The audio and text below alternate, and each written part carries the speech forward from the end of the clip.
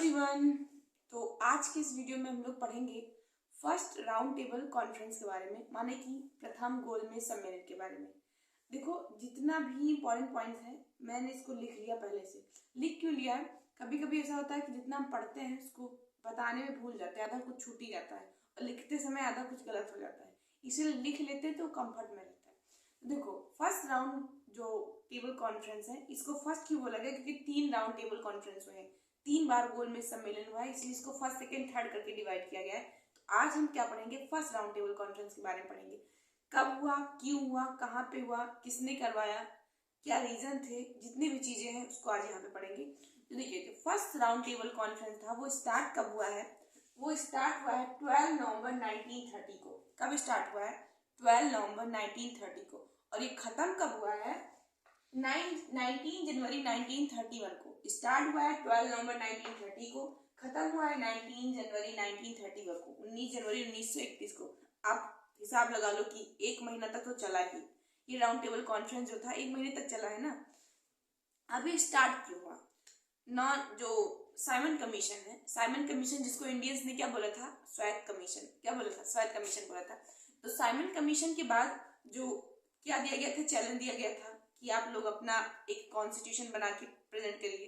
तो नेहरू रिपोर्ट आया था। नेहरू रिपोर्ट क्योंकि एक्सेप्ट नहीं हुआ था, नेहरू रिपोर्ट एक्सेप्ट नहीं हुआ इस समय, तो इसीलिए जो उस समय के वायसराय थे इंडिया के, उनका नाम था लॉर्ड इरविन। क्या नाम था उनका? Lord Irwin. कहीं कोने में लिखा है, ये देखो लिखा है लॉर्ड इरविन। लॉर्ड इरविन ने क्या कहा कि सब लोग नेता लोग इकट्ठा होते हैं डिनर पे, और डिनर पे इकट्ठा होकर हम साइमन कमीशन के बारे में फिर से सोचेंगे, थिंकिंग अबाउट साइमन कमीशन। एक बार फिर सोचेंगे और फिर इसके बारे में सोच विचार के फिर इस कमीशन को हम फिर से रिस्टार्ट करेंगे। तो सब सारे लीडर्स को बुलाया गया, यहाँ पे कितने सारे लीडर्स को बुलाया गया, लेकिन इसमें कांग्रेस ने पार्टिसिपेट नहीं किया था।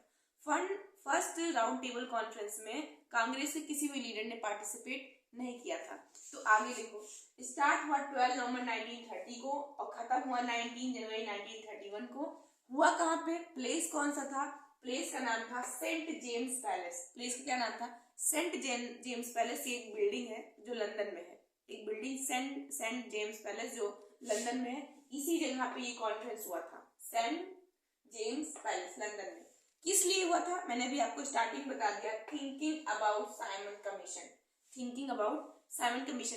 किसने इसको ऑर्गेनाइज करवाया था? मतलब किसका इसमें ज्यादा करता धरता कौन था, योगदान किसने? जैसे लोग होते हैं बुलाने वाले, भी आओ आओ आओ आओ, तो बुलाने वाला कौन था? इसको हेल्प करवाने वाला कौन था? लॉर्ड इरविन थे। कौन था? लॉर्ड इरविन, जो उस टाइम के इंडिया के वायसराय थे। क्या थे? वायसराय थे। अब इसका उद्घाटन किसने किया? शुभारंभ। इसका उद्घाटन किया है ब्रिटिश के राजा थे जॉर्ज पंचम। क्या नाम था उनका?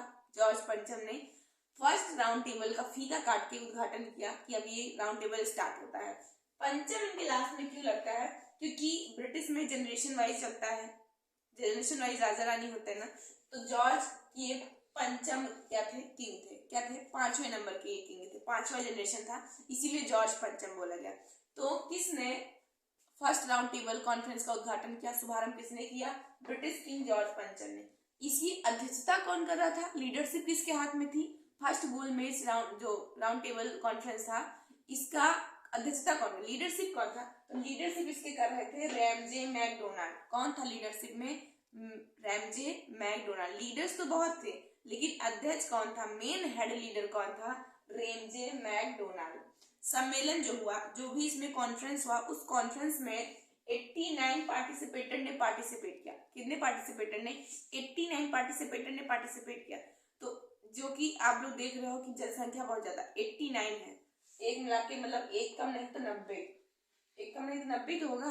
89 लोग हैं। गला खराब है, गले से काम ज्यादा लेते हैं। 89 पार्टिसिपेटर थे। 89 पार्टिसिपेटर थे, तो आप पहले से दिमाग लो कुछ ना कुछ तो गड़बड़ होगा। मतलब जहाँ पे ज्यादा लोग होते वहां का रिजल्ट ज्यादा अच्छा नहीं होता।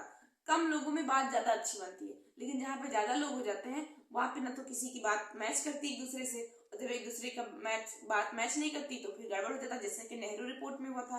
नेहरू रिपोर्ट में तो यही हुआ था, एक दूसरे की बात किसी से मैच ही नहीं की, इसलिए नेहरू रिपोर्ट कैंसिल हो गया।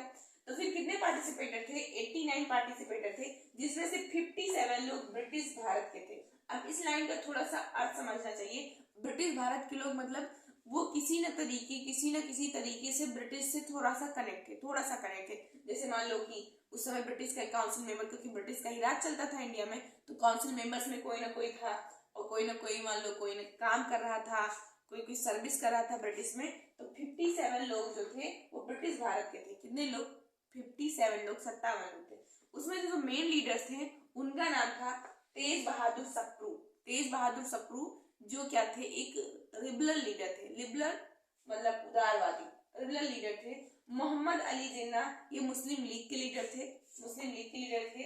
और बी आर अम्बेडकर ऐसे पर्सन है जिन्होंने तीनों राउंड टेबल कॉन्फ्रेंस में पार्टिसिपेट किया था। बी आर अम्बेडकर दलित वर्ग की तरफ से पार्टिसिपेट किए थे। किसकी तरफ से?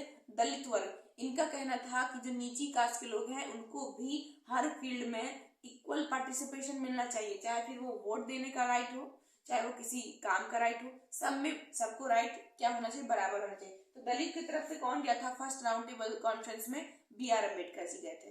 क्योंकि स्टार्टिंग बता दिया था मैंने कि इसमें कांग्रेस का कोई लीडर नहीं था, तो इसीलिए। और ये जो फर्स्ट राउंड टेबल कॉन्फ्रेंस था, इसका रिजल्ट क्या आया? इसका रिजल्ट ये आया कि इसका कोई रिजल्ट ही नहीं आया, मतलब नो फीडबैक, कोई फीडबैक नहीं आया।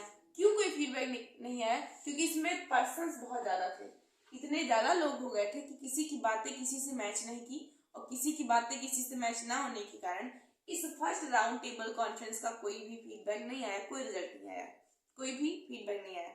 क्योंकि इसमें कांग्रेस के लीडर्स ने पार्टिसिपेट नहीं किया था। तो एक लीडर है जिन्होंने एक लाइन बोली थी, वो कोटेशन मैं आपको इसलिए बता रही हूँ क्योंकि बहुत इंपॉर्टेंट है।